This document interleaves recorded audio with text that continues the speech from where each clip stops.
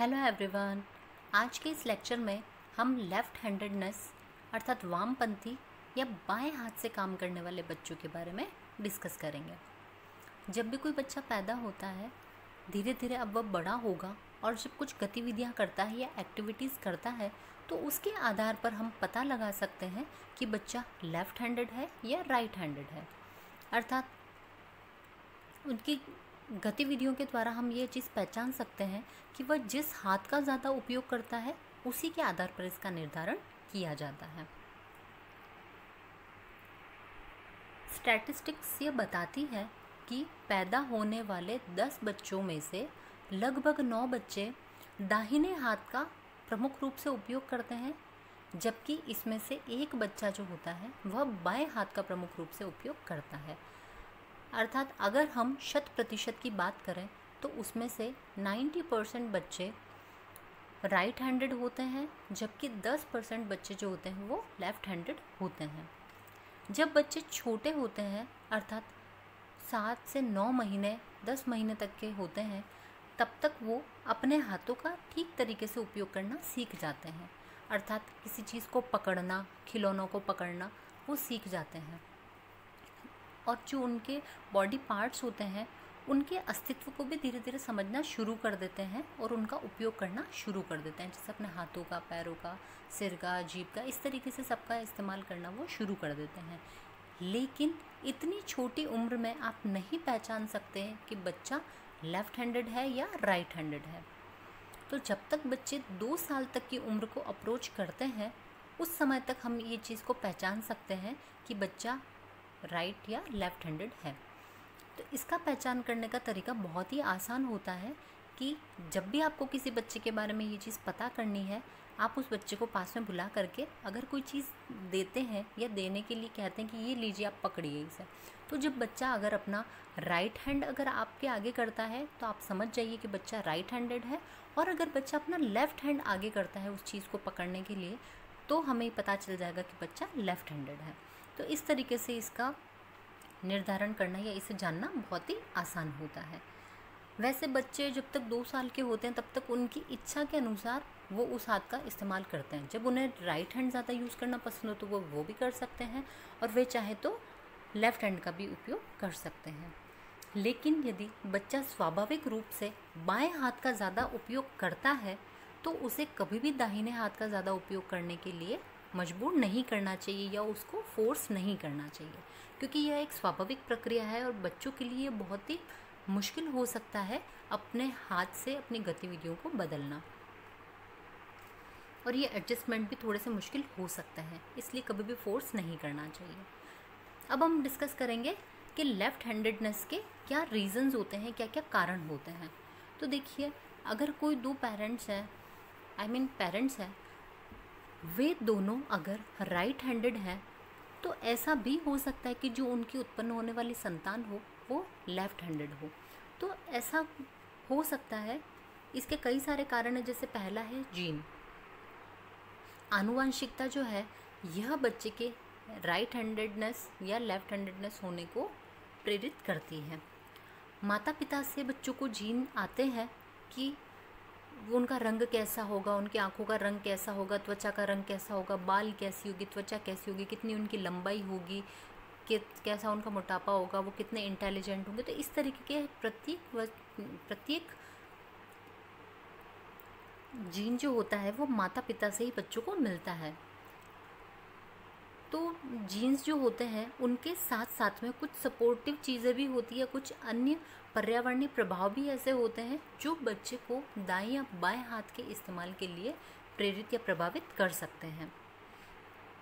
अगला है सेक्स या लिंग, अर्थात मेल या फीमेल्स में यदि बात की जाए तो लड़कियों की तुलना में लड़के बाएं हाथ का ज़्यादा उपयोग करते हैं या लेफ़्ट हैंडेड ज़्यादा होते हैं। तो शोधकर्ताओं के अनुसार उन्होंने बताया है कि मेल हार्मोन टेस्टोस्टेरोन की वजह से ही उनके अंदर ये प्रभाव आता है कि वो लेफ़्ट हैंडेड होंगे या राइट हैंडेड होंगे, या अर्थात इस हार्मोन का प्रभाव उनके ऊपर ज़्यादा पड़ता है। अगला है भ्रूण विकास। कुछ शोधकर्ताओं का मानना है कि आनुवंशिकता की तुलना में जो सौम्यता है इसका पर्यावरणीय प्रभाव अधिक होता है, अर्थात हैंडेडनेस का पर्यावरण का हैंडेडनेस के ऊपर ज़्यादा इफेक्ट होता है। तो जब बच्चे माँ के गर्भ में या वॉम्ब में होते हैं तो उस टाइम पे जो वहाँ के पर्यावरणीय कारक होते हैं अर्थात हॉर्मोन्स, ये बच्चों को प्रभावित कर सकते हैं कि वो राइट या लेफ्ट हैंडेड कौन से होंगे। नेक्स्ट है मॉडलिंग। मॉडलिंग अर्थात इमिटेट करना या कॉपी करना। बच्चे जब छोटे होते हैं तो अपने पेरेंट्स को इमिटेट करते हैं, कॉपी करते हैं कि जो वो कर रहे हैं उसी तरीके से वो करते हैं, अर्थात जैसे पेरेंट्स चलते हैं बच्चे भी उसी तरीके से करते हैं। मदर जैसे काम करती है बच्चे भी उसी तरीके से काम करने की कोशिश करते हैं, एक्टिविटीज़ करते हैं। तो इसी प्रकार से बच्चों के पेरेंट्स या जो उनके केयर टेकर होते हैं, बच्चे कई बार उनको इमिटेट करके राइट या लेफ्ट हैंड से काम करना शुरू कर देते हैं या एक्टिविटीज़ परफॉर्म करना शुरू कर देते हैं। नेक्स्ट है मस्तिष्क या मानसिक क्षति। कुछ शोधकर्ताओं का मानना है कि जो सभी मनुष्य होते हैं ये दाएं हाथ का प्रमुख उपयोग करते हैं, लेकिन कई बार जीवन में कुछ इस प्रकार की कुछ मस्तिष्क क्षति हो जाती है जिसकी वजह से जो बच्चे होते हैं या लोग होते हैं वो लेफ्ट हैंडेड बन जाते हैं। अगला है समायोजन। समायोजन के लिए कई बार जैसे कि किसी बच्चे को चोट लग गई है या किसी पर्सन को चोट लग गई है, फ्रैक्चर हो गया है या ऐसी कोई प्रॉब्लम हो गई जिसकी वजह से वो अपने राइट हैंड का यूज़ नहीं कर पा रहे हैं, तो उस स्थिति के अंदर वे अपने हाथ को बदल देते हैं, अर्थात अब वो लेफ्ट हैंड से सारा काम करना शुरू कर देंगे, जैसे लिखना, खाना, इस प्रकार की जो सारी गतिविधियाँ होती वो लेफ्ट हैंड से शुरू कर देते हैं। तो इस प्रकार से जो उनकी हैंडेडनेस होती वो भी वो चेंज कर लेते हैं। तो ये कुछ कारण थे। अब हम बात करेंगे जो लेफ़्ट हैंडेड चाइल्ड होते हैं या लोग होते हैं उसके क्या फ़ायदे होते हैं। पहला है यह एक पूर्व निर्धारित रचनात्मक मानसिकता, अर्थात जैविक रूप से जो अगर हम देखें कि जो हम मेनली जिस हाथ का ये प्रोमिनेंटली जिस हाथ का सबसे ज़्यादा उपयोग करते हैं उसके ऑपोजिट जो ब्रेन का पार्ट होता है वो हमारा ज़्यादा एक्टिव होता है, अर्थात जो व्यक्ति दाएं हाथ का ज़्यादा इस्तेमाल करता है उसके ब्रेन का बायां भाग जो होता है वो ज़्यादा एक्टिव होता है, और जो बाएं हाथ का उपयोग करते हैं उनका मस्तिष्क का दाहिना भाग जो होता है वो ज़्यादा एक्टिव होता है। इसलिए जो हमारा जो ब्रेन का राइट वाला पार्ट होता है वो रचनात्मक और कल्पनाशील होने के लिए ज़्यादा जाना जाता है। तो जो लोग लेफ़्ट हैंडेड होते हैं उनके लिए कहा जाता है कि वे ज़्यादा रचनात्मक या कल्पनाशील होते हैं, तो ये उनके लिए एक एडवांटेज होती है।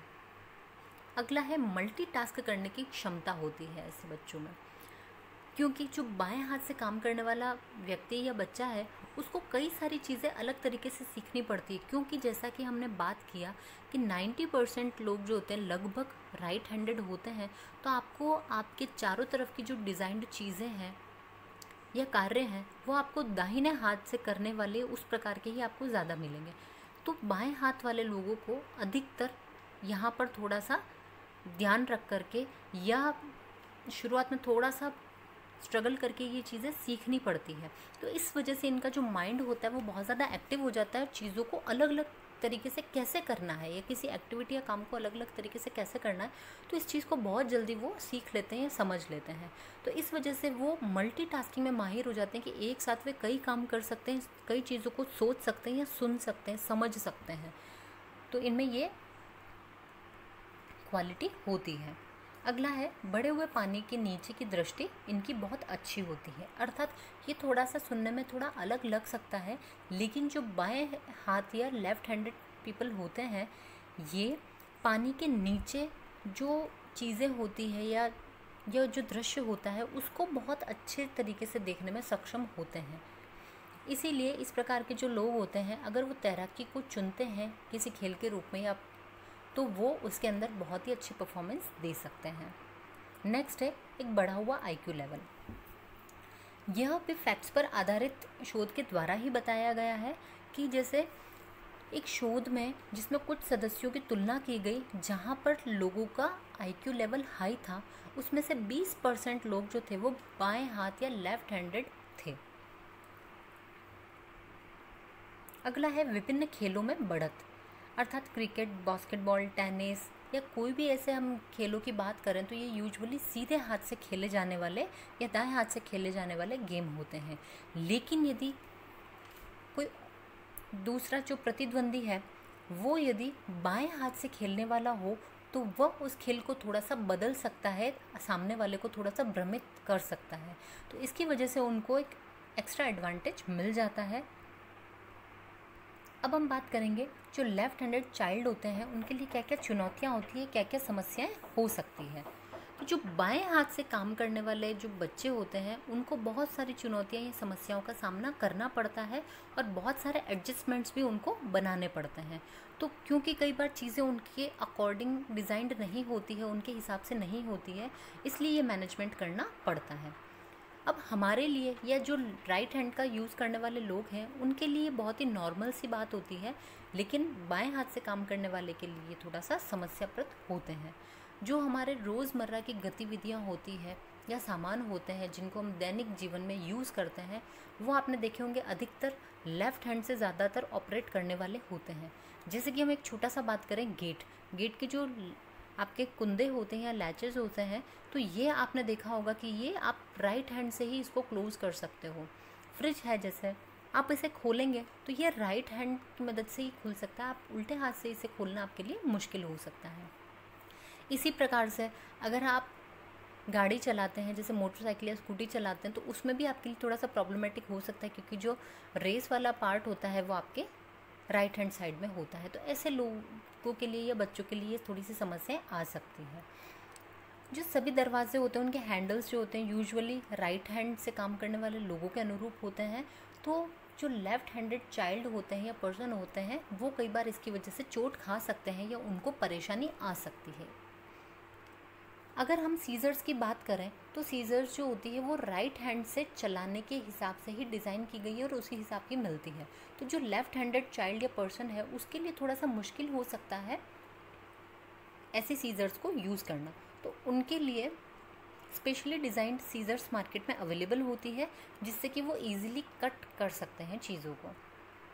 इसकी जो इन सीज़र्स की जो टॉप ब्लेड होती है उसी में डिफरेंस होता है, जिसकी वजह से लेफ़्ट हैंडेड पर्सन को किसी चीज़ को काटना बहुत ही आसान हो जाता है। यदि स्कूल की बात की जाए तो स्कूल में बहुत सारी रैक्स जो होती है या डेस्क वगैरह जो होती है वो सारी की सारी राइट हैंड से खोलने बंद करने वाली इसी प्रकार की होती है। तो जो बाएं हाथ वाले बच्चे या स्टूडेंट्स होते हैं उनके लिए थोड़ी सी मुश्किल हो सकती है उनको खोलने बंद करने में। जो नोटबुक्स होती है उनमें भी बाईं ओर ही बाइंडिंग होती है, तो ये भी बच्चों के लिए थोड़ा सा इशूएबल हो सकता है।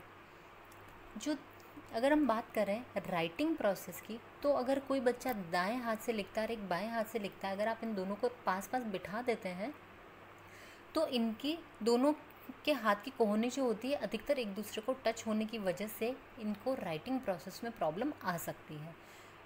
तो इस वजह से जो ऐसे बच्चे होते हैं इनको यूजुअली अपनी जो सिटिंग पोजीशन होती है या जो अपनी सीट होती है उसको चेंज कर लेना चाहिए। और जो बाएं हाथ वाले बच्चे होते हैं ये अधिकतर साइड टेबल्स पर बैठना ज़्यादा पसंद करते हैं जो कि बाईं तरफ होती है, ताकि इससे इनको लिखते टाइम या राइटिंग के टाइम पे किसी भी प्रकार की समस्या ना आए।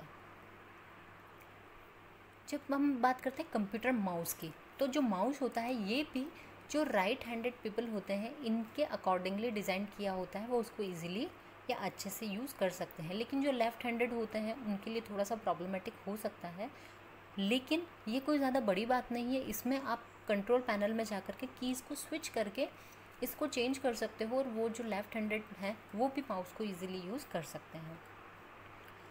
जब बच्चे एक्टिविटीज़ किसी सामने वाले व्यक्ति से सीख रहे हैं और अगर वो दाएं हाथ वाला है और जो सीखने वाला बच्चा है वो लेफ़्ट हैंडेड है, तो यहाँ पे प्रॉब्लम आ सकती है कि बच्चे के लिए थोड़ा सा प्रॉब्लमेटिक हो सकता है उस चीज़ को सीखना, क्योंकि वही काम अगला सामने वाला व्यक्ति दाएं हाथ से कर रहा है, ये उसे बाएं हाथ से करना है इसलिए।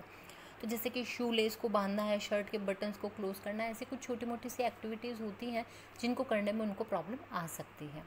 तो इस प्रकार से जो लेफ़्ट हैंडेड चाइल्ड होते हैं इनको कुछ छोटी मोटी चुनौतियों का सामना भी करना पड़ता है।